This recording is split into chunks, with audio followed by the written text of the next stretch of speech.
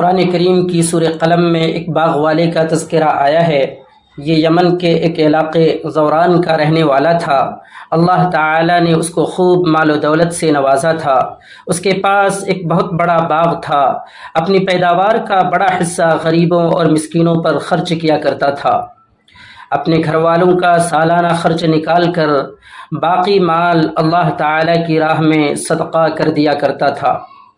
جب اس نیک آدمی کا انتقال ہو گیا تو اس کے لڑکوں نے کہا کہ ہمارا باپ تو بہت بے وقوف تھا کہ اپنی دولت غریبوں پر لٹا دیتا تھا۔ ہم ایسا نہیں کریں گے اور بالکل اندھیرے میں پھل توڑنے باغ میں جائیں گے تاکہ کوئی ضرورت مند آ کر ہم کو تنگ نہ کر سکے۔ ابھی انہوں نے یہ فیصلہ کیا ہی تھا کہ اللہ تعالیٰ نے ان کے باغ اور کھیتوں کو تیز اور گرم ہوا کے ذریعے رات ہی میں جلا کر راکھ کر دیا۔ جب ان لوگوں نے وہاں پہنچ کر باغ اور کھیتی کی یہ حالت دیکھی تو افسوس کرتے رہ گئے اور اپنے برے فیصلے پر بہت شرمندہ ہوئے۔ بلا شبہ غریبوں اور مسکینوں کا حق نہ دینے والوں اور خدا کی راہ میں خرچ نہ کرنے والوں کے ساتھ اللہ تعالیٰ کا ایسا ہی معاملہ ہوا کرتا ہے۔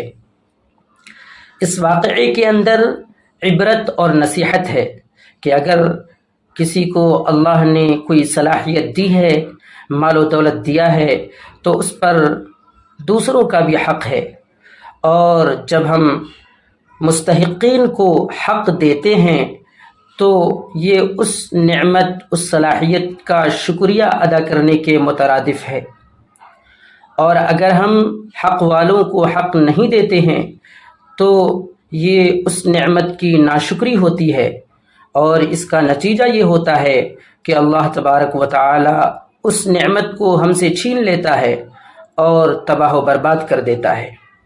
محترم سامعین، ہم آپ سے رخصت ہوں۔ اس سے پہلے آپ سے گزارش ہے کہ اس طرح کی دینی معلومات کے لیے اس چینل کو سبسکرائب کر لیں۔